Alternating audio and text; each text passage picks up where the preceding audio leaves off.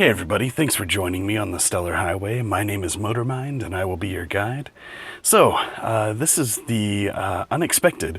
This is another New Age of Heroes books from DC Comics. As I've explained before, I was always a Marvel guy. I wanted to try some DC stuff out, and this New Age of Heroes thing just seemed like the best opportunity to jump on and check some things out. So, this book is not my favorite. This was pretty much a total miss for me. I'll go over it real quickly and, you'll see if you can get on board with it. This is the first time I walked away from one of these New Age of Heroes books going like, okay, what just happened? What the heck was this? And just really kind of put off by it.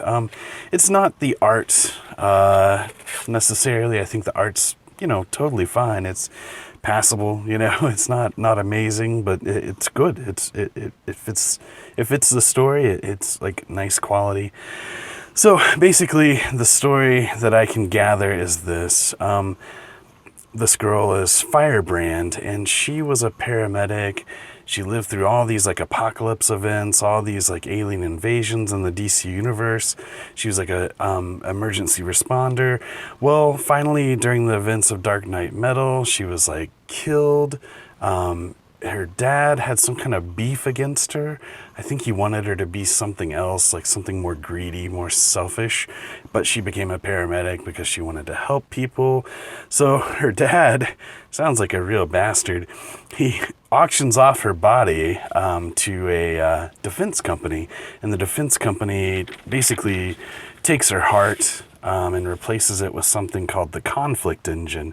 And she has to feed the conflict engine violence once every 24 hours. So basically she's forced to like do some violent thing every 24 hours or like her heart will stop.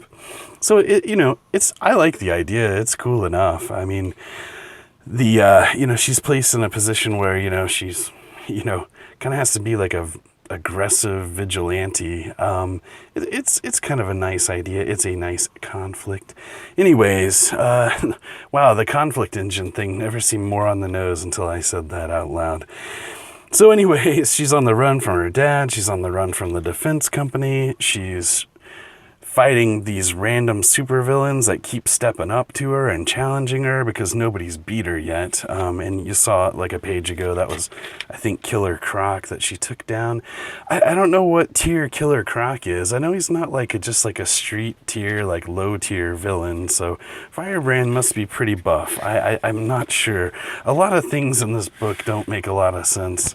And I don't know if it's because I didn't read Metal, but all of the other New Age of Heroes books were totally approachable without that. So I don't know why this is the exception. So that was frustrating. I like this guy. He's sort of like this hippie, macho man, Randy Savage type guy. He calls himself the Bad Samaritan. Basically, he wants the conflict engine. He starts spewing out this like arcane babble, dropping names, talking about mystical places. It's just really hard to follow, and really, I'm not engaged, other than like thinking the guy looks cool. I like the whole Macho Man callback thing. So, she's fighting the Macho Man guy, the Bad Samaritan, and these dudes show up. I know this wizard type guy with the bangs, Doctor Strange with bangs, is Neon. The other guys, their names are mentioned, but I don't even remember them. I don't know who they are. They don't seem important. They don't seem to survive the fight.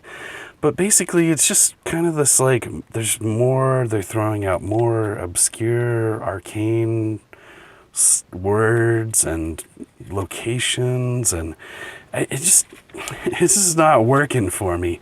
Well, anyways, they basically bail Firebrand out.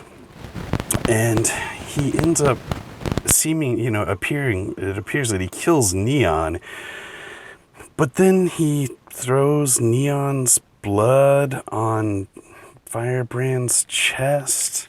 It causes this explosion, and it seems like the Bad Samaritan Macho Man is killed.